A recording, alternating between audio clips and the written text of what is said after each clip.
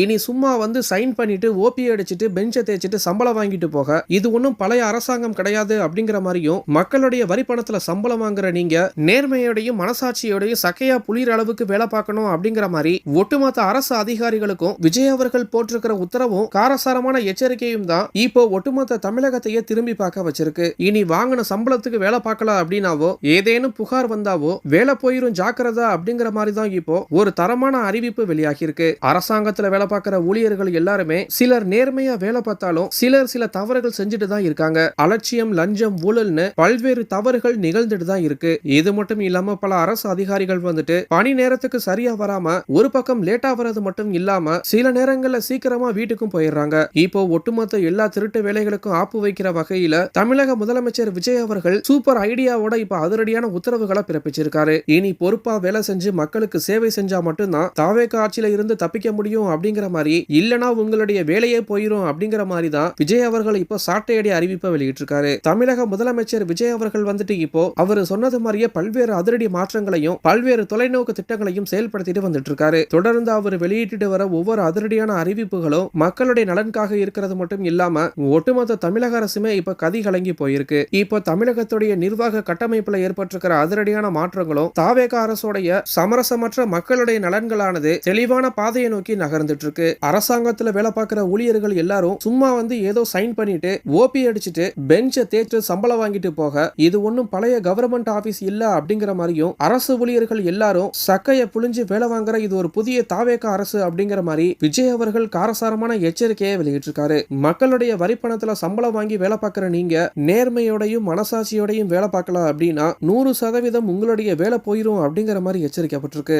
இந்த ஒரு அறிவிப்பானது இப்போ அரசு அதிகாரிகளை கலங்கடிச்சு அசுர வேகத்துல வேலை பார்க்க வச்சிருக்கு. அரசுடைய அனைத்து துறைகளிலுமே தினந்தோறும் எந்த ஒரு முன்னறிவிப்பும் இல்லாம திடீர் ஆய்வுகளும் நடத்தப்பட்டு வந்துட்டு இருக்கு. கடந்த காலங்கள்ல இருந்த மாதிரி எந்த ஒரு வேலையும் செய்யாம ஓபி அடிச்சிடலாம் அப்படிங்கிறது மட்டும் இனி நடக்கவே நடக்காது அப்படிங்கிற மாதிரி எச்சரிக்கப்பட்டிருக்கு. இனி தமிழகம் முழுக்க இருக்கிற ஒவ்வொரு அலுவலகங்கள்லயும் பொறுப்பா வேலை செஞ்சு மக்களுக்கு சேவை செஞ்சா மட்டும்தான் உங்களுடைய பணியை நீங்க தக்க வச்சுக்க முடியும் அப்படிங்கிற மாதிரி பெரும் எச்சரிக்கை கொடுக்கப்பட்டிருக்கு. வேலை செய்யாம இருக்கிறது லஞ்சம், அலட்சியம்னு ஏதேனும் புகார் வந்தாலும் 100% உங்களுடைய வேலை போறது மட்டும் இல்லாம மிக கடுமையான நடவடிக்கை எடுக்கப்படும் அப்படிங்கிற மாதிரியும் சொல்லப்பட்டிருக்கு. இனி கடந்த காலங்களில் நிலவி வந்த வெற்றி விளம்பரம், சுய விளம்பரம், சோரட்டிகள்னு எந்த ஒரு விஷயமும் தற்போதைய ஆட்சியில முற்றிலுமா வேற அறுக்கப்பட்டு விட்டது அப்படிங்கிற மாதிரியும், காலையில பணிக்கு வந்தா நாள் முழுக்க உங்களுடைய கவனம் வேலையில மட்டும்தான் இருக்கணும் அப்படிங்கிற மாதிரியும், மக்களுடைய தேவைகள் எல்லாமே உடனடியா பூர்த்தியாகணும் அப்படிங்கிற மாதிரியும், எது நடந்தாலும் இனி அரசாங்கம் தான் பொறுப்பு அப்படிங்கிறதுனால ஏதேனும் தவறு நடந்தா உச்சகட்ட நடவடிக்கை எடுக்கப்படும் அப்படிங்கிற மாதிரி சொல்லப்பட்டிருக்கு. கடந்த கால ஆட்சிகள்ல மாதிரி புகார் ஃபைல கிடப்புல போட்டு